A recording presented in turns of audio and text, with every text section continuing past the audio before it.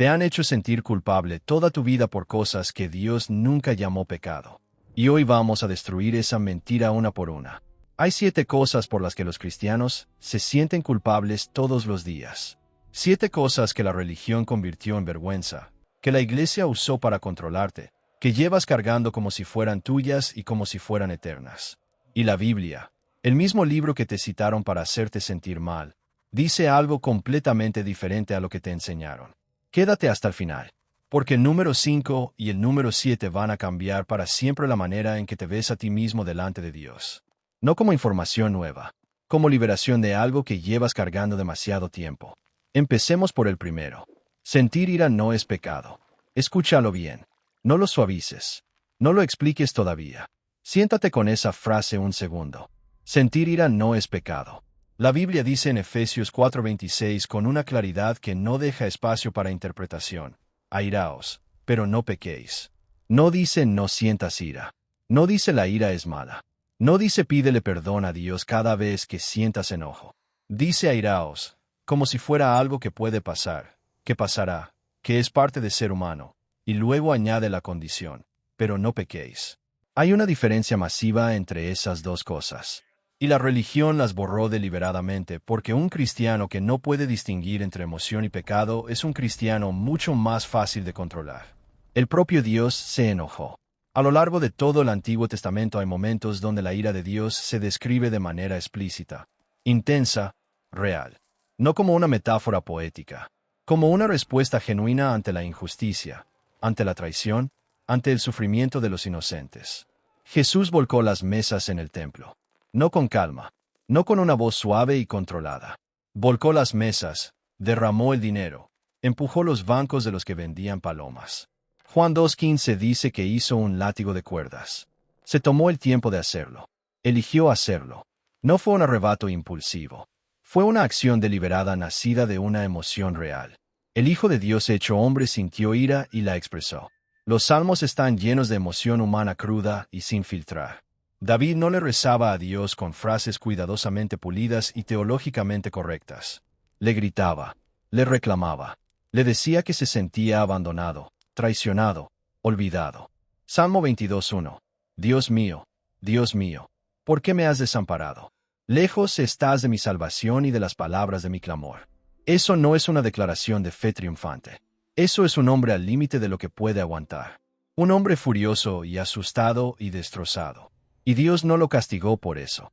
Lo llamó el hombre conforme a su corazón. Las emociones no son pecado. Son el lenguaje con el que fuiste diseñado para procesar la realidad. Dios las creó. Las puso dentro de ti con precisión y con propósito.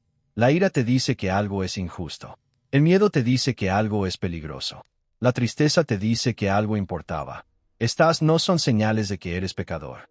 Son señales de que eres humano. Y Dios te hizo humano a propósito.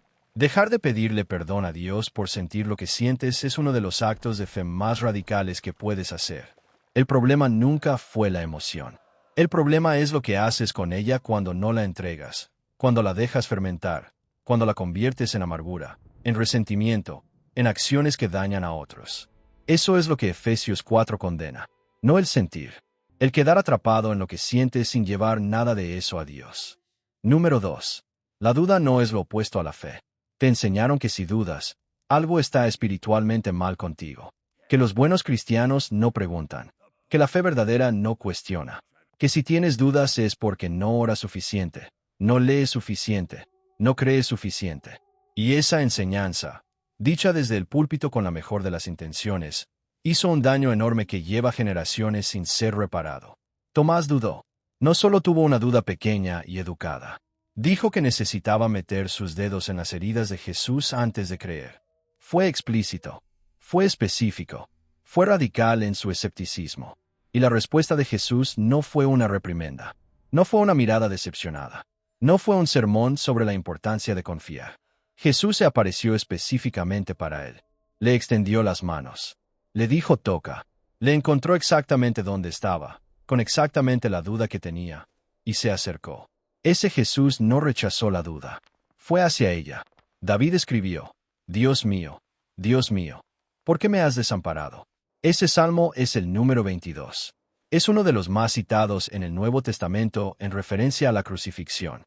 Y empieza con un hombre que se siente completamente solo, completamente abandonado, completamente sin respuestas. No con certeza, con angustia. Y ese hombre escribió la mitad de los salmos que la Iglesia ha cantado durante 3000 años. Juan el Bautista, a quien Jesús llamó el más grande de los nacidos de mujer, mandó mensajeros desde la prisión a preguntar: ¿Eres tú el que había de venir o esperamos a otro? Llevaba meses predicando que Jesús era el Mesías. Era su misión, su identidad, el propósito de su vida entera.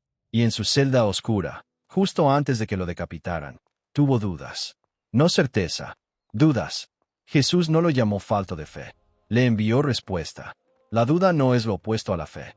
La duda es lo que le pasa a la fe cuando está siendo probada en condiciones reales, no en condiciones de domingo por la mañana con música bonita y buenos amigos alrededor. Es la señal de que algo en ti está procesando seriamente, profundamente, honestamente, en lugar de simplemente repetir lo que te dijeron que creyeras. Tus preguntas no te hacen indigno de Dios. Te hacen honesto delante de Él. Y Dios siempre ha preferido la honestidad a la actuación religiosa. Número 3. Querer prosperar no es codicia. En algún momento de la historia de la Iglesia alguien tomó una verdad real, que el amor desmedido al dinero puede destruir el alma, y la convirtió en algo diferente, que la pobreza es señal de espiritualidad, que el dinero es inherentemente corrupto, que si quieres éxito, comodidad o abundancia, algo está fallando en tu corazón. Y esa distorsión se instaló tan profundamente que hay creyentes que sienten culpa genuina cada vez que la vida mejora económicamente. Pero mira a las personas que Dios bendijo en la Biblia. Abraham era rico. Génesis 13:2 lo dice sin rodeos y sin disculparse. Abraham era riquísimo en ganado, en plata y en oro. No hay ninguna tensión en ese texto, ninguna insinuación de que eso era un problema espiritual. Era simplemente la realidad. Dios lo bendijo y la bendición se manifestó de manera material. Salomón era tan increíblemente rico que la plata no tenía valor en Jerusalén durante su reinado porque había demasiada. Job perdió absolutamente todo: su riqueza, sus hijos, su salud, su reputación.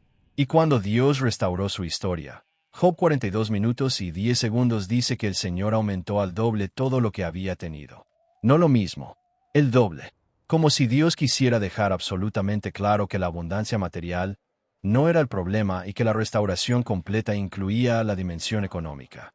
El versículo que todo el mundo cita mal es 1 Timoteo 6:10. La mayoría lo repite así: el dinero es la raíz de todos los males. Pero lo que realmente dice es esto: el amor al dinero es raíz de toda clase de males. No el dinero, no tener dinero, no querer dinero, el amor al dinero, la obsesión. Convertir el dinero en tu seguridad fundamental, en tu identidad, en el Dios que realmente sirves mientras finges servir a otro. Eso es lo que condena Pablo, no la cuenta bancaria. Disfrutar lo que Dios te dio no es pecado. Se llama gratitud. Trabajar con excelencia para construir una vida mejor no es codicia. Puede ser mayordomía fiel. La diferencia no está en el número de la cuenta bancaria. Está en la posición del corazón. Y solo Dios y tú saben realmente cuál es esa posición. Número 4. Faltar a la iglesia un domingo no te separa de Dios. ¿Faltaste el domingo pasado?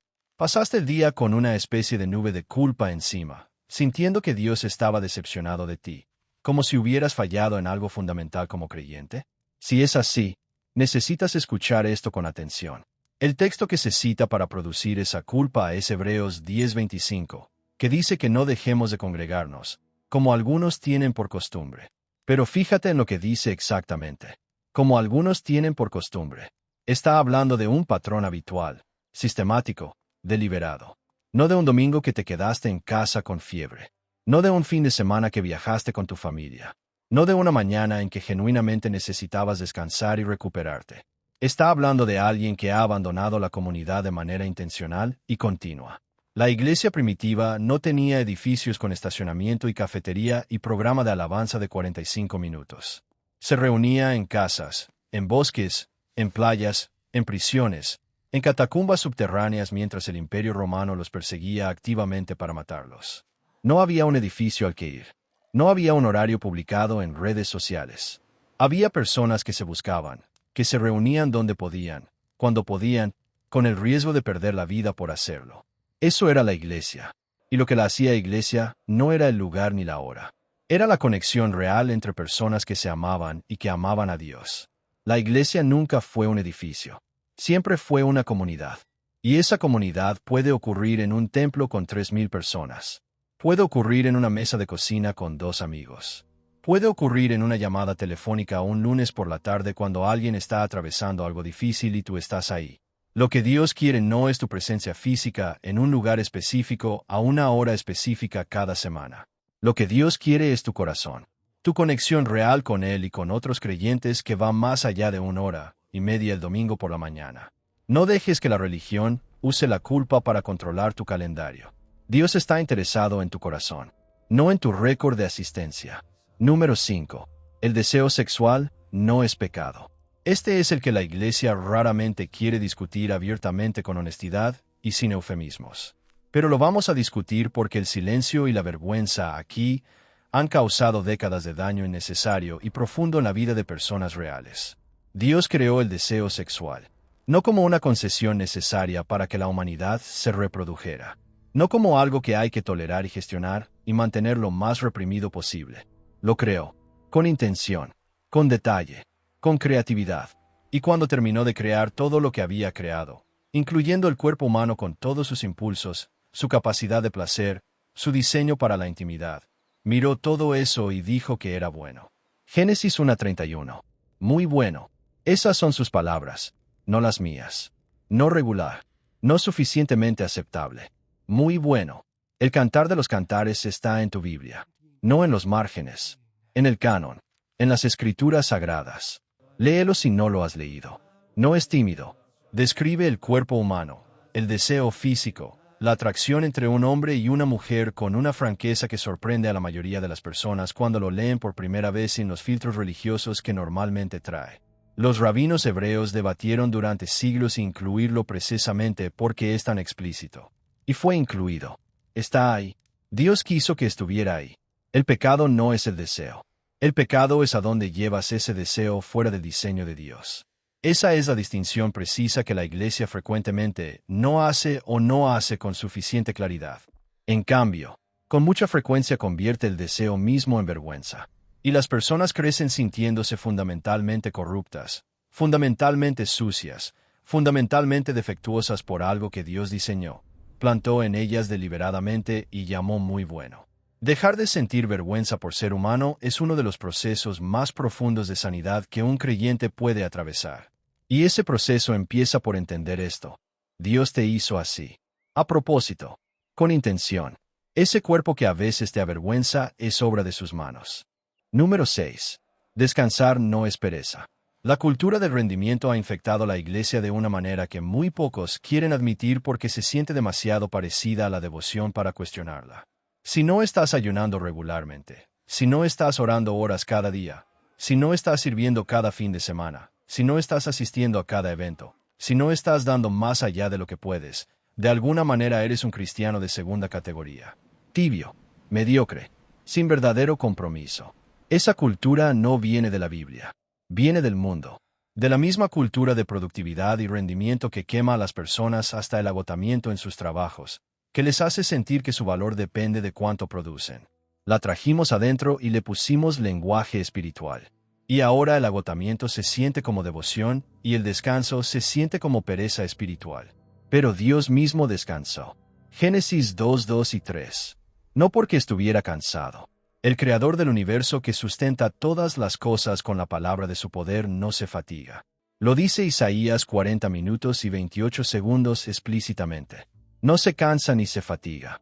Descansó para establecer un patrón, para tejer en el ritmo de la creación misma la alternancia de trabajo y descanso como una señal de que el mundo no depende de la actividad humana ininterrumpida para seguir girando. El sábado no fue una sugerencia. Fue uno de los 10 mandamientos. El cuarto, puesto la misma lista que no matarás y no robarás y no cometerás adulterio.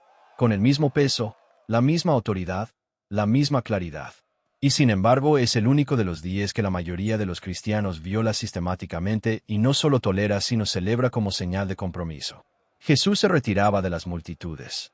Lucas 5:16 dice que él se apartaba a lugares desiertos y oraba.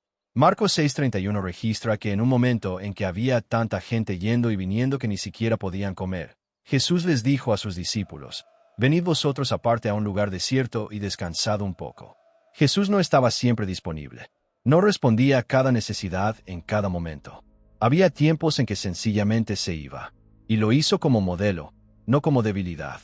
El descanso no es la ausencia de fe. Es la demostración de que confías en que Dios puede sostener el mundo mientras tú duermes. La culpa que sientes cuando descansas, esa voz que dice que deberías estar haciendo algo, que otros están aprovechando el tiempo, que hay tanto por hacer. Esa voz no es el Espíritu Santo corrigiéndote. Es la voz de una cultura que confundió el agotamiento con la devoción y el colapso con la consagración. Descansa, con permiso, con libertad, con la conciencia tranquila de que Dios mismo lo modeló primero y luego lo mandó. Ese descanso no es tiempo robado a Dios. Es obediencia. Número 7. No tener todas las respuestas teológicas no significa que tu fe sea débil. No entiendes completamente la Trinidad. No sabes con certeza qué le pasa a la gente que murió sin escuchar el Evangelio. No puedes resolver la tensión entre la predestinación y el libre albedrío de manera que todos los versículos queden perfectamente ordenados. Hay pasajes en la Biblia que no cuadran con lo que creías saber. Hay tragedias en tu vida o en el mundo que no puedes reconciliar con un Dios que al mismo tiempo es bueno, todopoderoso y activo en la historia humana. Y cargas con todo eso como si fuera evidencia de que eres un cristiano deficiente. Como si un creyente maduro y serio tuviera todo resuelto, todo explicado, todo organizado en un sistema doctrinal perfectamente coherente que responde cada pregunta sin dejar ningún cabo suelto. El apóstol Pablo escribió la mitad del Nuevo Testamento. Plantó iglesias en todo el Imperio Romano. Tuvo una experiencia mística en la que fue arrebatado hasta el tercer cielo y escuchó cosas que no le era lícito al hombre decir. Y ese hombre escribió en 1 Corintios 13:12. Ahora vemos por espejo, oscuramente. Ahora conozco en parte, pero entonces conoceré plenamente como soy conocido. En parte. Pablo dijo en parte. La persona con más revelación teológica del primer siglo reconoció abiertamente, en texto que se convirtió en escritura sagrada, que su conocimiento era parcial, fragmentado, incompleto. No lo ocultó. No lo presentó como una falla personal. Lo escribió como verdad universal sobre la condición humana en esta vida. La teología es un viaje de toda la vida. No es un examen que debes aprobar para ganarte el amor de Dios. No es un conjunto de respuestas correctas que demuestran que mereces estar en la familia. Es el proceso continuo, imperfecto y hermoso de conocer a un Dios que siempre será más grande que cualquier categoría que construyas para Él. La incertidumbre sobre Dios no es incredulidad, es humildad. Y Dios honra la humildad de maneras que nunca honra la arrogancia religiosa que finge tener todo resuelto. 7 cosas. 7 lugares donde la religión te mintió o al menos no te dijo la verdad completa. Y vale la pena nombrarlas juntas una última vez para que las escuches en conjunto, no como una lista de excepciones, sino como un retrato de un Dios completamente diferente al que muchos de nosotros fuimos presentados. La ira que sientes no es pecado, es emoción, y Dios la creó. La duda que tienes no es incredulidad, es fe siendo honesta, y Dios la recibe. El deseo de prosperar no es codicia, puede ser mayordomía, y Dios lo apoya. Faltar un domingo no te condena. La iglesia es una comunidad, no un edificio, y Dios te busca donde estás. El deseo sexual que experimentas no es vergüenza, es diseño divino, y Dios lo llamó muy bueno. El descanso que necesitas no es pereza. Es obediencia a un mandamiento. Y Dios lo modeló primero. No tener todas las respuestas no es debilidad espiritual. Es honestidad intelectual.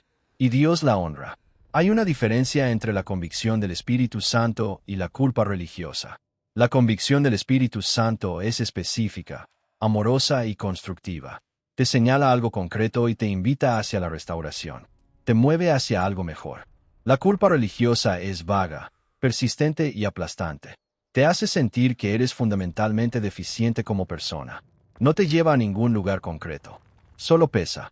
Si lo que sientes con más frecuencia en tu vida espiritual es ese peso opresivo de nunca ser suficiente, si tu relación con Dios se siente principalmente como un inventario permanente de tus fracasos, si la iglesia te ha dejado más cargado de lo que te encontró, algo está mal. Y no eres tú. Dios no te llama a vivir aplastado. Te llama a vivir libre. Y esa libertad no es una promesa vaga para el cielo. Es una realidad disponible ahora mismo, en esta vida, en este cuerpo, con todas tus preguntas sin responder y todas tus emociones complicadas y todas las áreas de tu teología que todavía no entiendes bien. Toma esto contigo hoy, no solo como información, como permiso. El permiso que quizás llevas años esperando que alguien te diera. Permiso para ser humano delante de un Dios que te creó humano a propósito, que conoce cada pensamiento antes de que lo pienses, que te ve completamente, y que aún así, precisamente en ese conocimiento completo, te llama y te quiere y dice que eres suyo. Eso es gracia. No gracia como concepto teológico abstracto. Gracia como la experiencia concreta de saber que no tienes que ganarte lo que ya te fue dado. Que no tienes que ser perfecto para ser amado. Que no tienes que tener todo resuelto para ser bienvenido. Que el mismo Dios que es completamente santo y completamente justo es también el Dios que corre hacia ti mientras todavía estás en el camino de regreso. Esa es la historia de la fe. No un sistema de reglas que cumplir para evitar el castigo. Una relación con un Dios que te conoce, te quiere, y hace todo el movimiento hacia ti. Que Dios te bendiga.